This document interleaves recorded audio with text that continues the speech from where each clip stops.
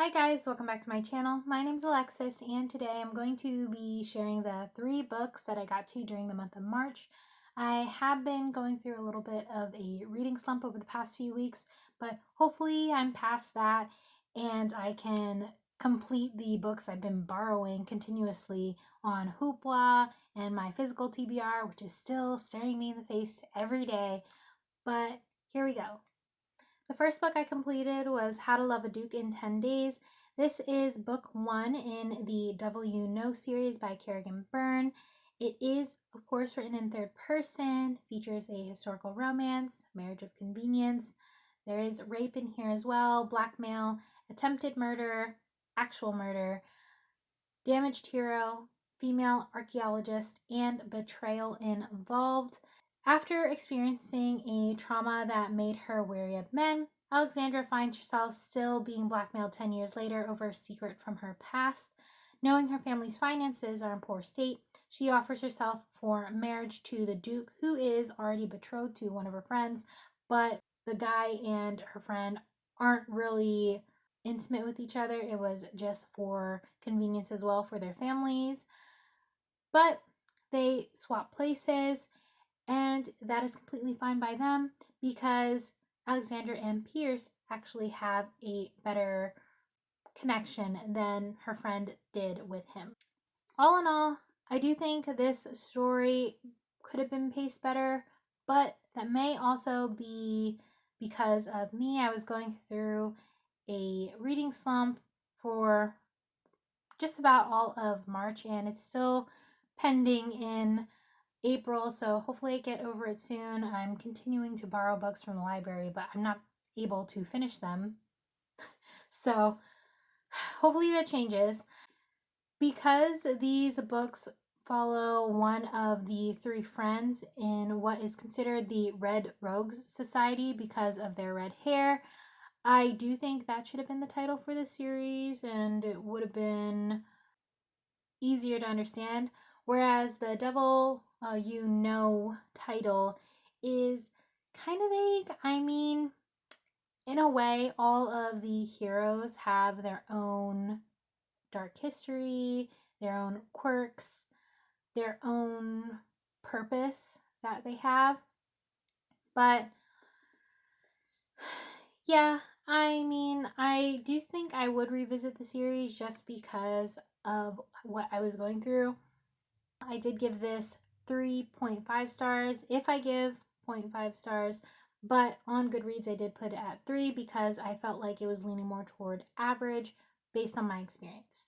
Some of my favorite moments include the friends exchanging their secrets, their first meeting on the platform, their meet cute, if you will, the morning after the first attempt, the moment when the proposal happens, which is a little bit unexpected and refreshing, Pierce getting jealous, Alexandra being affectionate.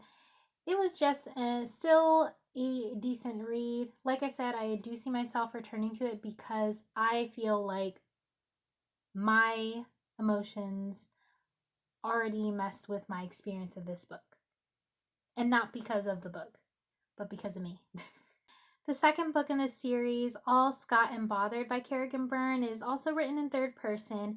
This is, of course, a historical romance. There is an age gap in here of about 10 years. Involvement of children. We have a plus-sized heroine, and the heroine is an owner of a gambling establishment, whereas the hero is a lawmaker, so somewhat forbidden aspect in here, disguise and betrayal involved. This follows Cecilia and Ramsey. So Cecilia inherited a gambling facility from her aunt, and the same day Ramsey confronts her regarding missing girls, only he doesn't recognize her under her disguise as the Scarlet Lady. He only knows her as a close and dear friend of his Duchess sister-in-law from book 1. His almost 40 years can't ignore his attraction for Miss Curvy, Kind, and Independent over here. I will say Cecilia is my favorite in the series because of how kind she is, but still has courage. I do enjoy some favorite moments of sweets and truffles when they meet at events for their friends and family. Cecilia meeting Ramsay for the first time in her disguise, their first kiss, their moments with their friends as well, the play fighting or improv fighting with Pierce between Ramsay and Pierce. They are, in fact, related. Going to Scotland because of said incidents going on around them. And when Ramsay finally realizes her innocence, and of course, when things escalate in the final quarter because of circumstances. But I did have mixed feelings for this as well because of what I was going through. But I know, even if I wasn't going through my reading slump, of the three, this would be my favorite in the series. The fact that Cecilia did have her own unfortunate history and her own unfortunate childhood, yet she still chose kindness. She still chose to be a good person and do things for others. I just love her character, and I do appreciate her caregiving and support of the women who work for her establishment. Some things that were just a little iffy for me about the story would be how Ramsay would have his own moral dilemmas as a lawmaker. He could be very judgmental regarding the women's working establishment and Cecilia's part in that. There's also the situation of the child, him making assumptions about said child.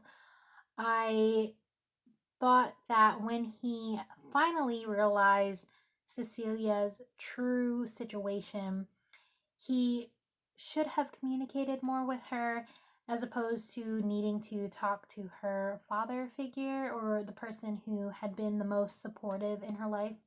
I do appreciate that she was a maternal figure for the child here. All in all, I did give this 4 out of 5 stars, and I do see myself revisiting it with or without a reading slump because I feel like this could get me out of it, and I started leaning out of it because of this. The last book is The Devil in Her Bed. This is following Francesca and Chandler. This is a historical romance, of course, written in third person. Francesca and Chandler did know each other as children, so this is childhood friends to lovers. There is a lot of murder in here. This is a revenge story. There's identity situation in here as well. All things that I really enjoy. But the way it was fleshed out, I feel as if the lies were dragged on far too long. They still didn't really know each other in the end. I do admit that there are a handful of favorite moments I had, such as, again, the impactful beginning, Chandler saving Francesca in their youth, but them not knowing what happened to the other, finding each other again years later, their little interactions and spy moments or undercover moments. Sometimes I did feel a little bit uncomfortable regarding the undercover situation or having to deceive people of the peerage because of their involvement in criminal activity and essentially the reason that their childhood had to end so soon. It's just really hard for me to believe that they actually could be together because even in the last chapter, they were saying, I love you, but you just found out who this person is. You don't really know this person. I mean, you know them, but you don't know who they are now because the entire time you've been with them recently, you didn't even know who they truly were. So I did give this around 2.5, 3 stars as well. Overall, the series average for me is about 3.5, 4 stars, but I do see myself revisiting it. It could just be because of my mood. This had potential. This had components that I really enjoy or have enjoyed in the past. Maybe it didn't work out for me this time because of my mood and how picky I was being. But that's all I have to say. Those are all the books that I read during the month of March. But let me know in the comments down below if you plan on reading these or if you have a suggestion to help me get out of the slump. Although I will admit, my April TBR is already packed. I'm trying to catch up on previous TBRs as well. And there's my physical TBR. There's just too much going on, too much needs to be read, too much needs to be experienced. It's giving anxious, it's giving stress, and reading's not meant to be stressful. It's supposed to be a source of my enjoyment. So who knows how many I'm actually going to get to during April. But I will admit I have been picking up webtoons more so recently. Maybe I'll do a video talking about webtoons that I've read or have been reading, because those have been piquing my interest more so than my actual full-length novels.